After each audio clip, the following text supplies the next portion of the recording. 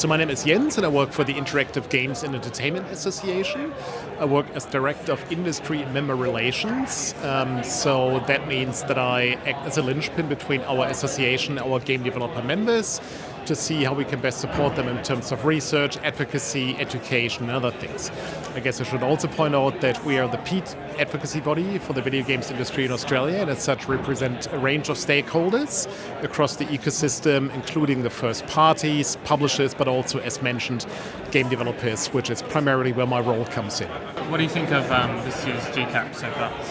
Oh, look, I mean, it's always so great to see familiar faces and have great conversations. I mean, look, GCAP, I always joke, it's the annual pilgrimage. It's a great opportunity for everyone to come together from all over Australia. And, I mean, I've been at, God, I don't know at how many GCAPs I have been, but it's like a family coming together. And I really, really appreciate it. I mean, I came here from Queensland. I'm still a little bit tired because I'm running Queensland time. But once you walk into here and you see old friends, friendly faces, and so on, it's immediately an energizing moment. So very much enjoying my time here and,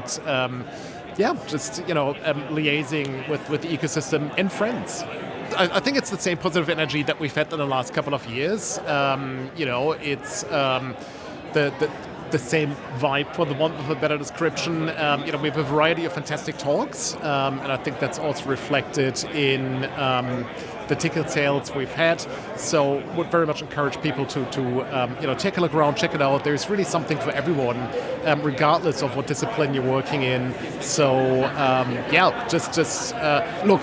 I think my colleagues have done a great job here at curating the event. I'm not personally involved really in curating GCAP. That's primarily up to my colleagues. All credit to them. And I think they've done a really fantastic job at curating the program and inviting national and international guests, because we do have a sizable international presence as well. So, it's just, it's all coming together.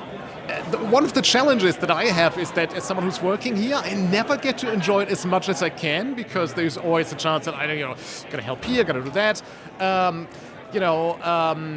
I also got to run a bunch of panels myself. One of them I'm really looking forward to. It's called Say Good Day Australia, where we entertain our international guests. And that is something I also do within IGEA. I organize, for example, our international presence, such as Gamescom. So I always organize the Australian stand at Gamescom. Did that again this year. We also had the privilege of having a stand at Bit Summit this year, and that went really well. And so we have some Japanese guests here today that we got to know at Bit Summit. And so it's just a great opportunity to also see some international industry guests and friends again. So I have the privilege of hosting that event, and I'm very much looking forward to that.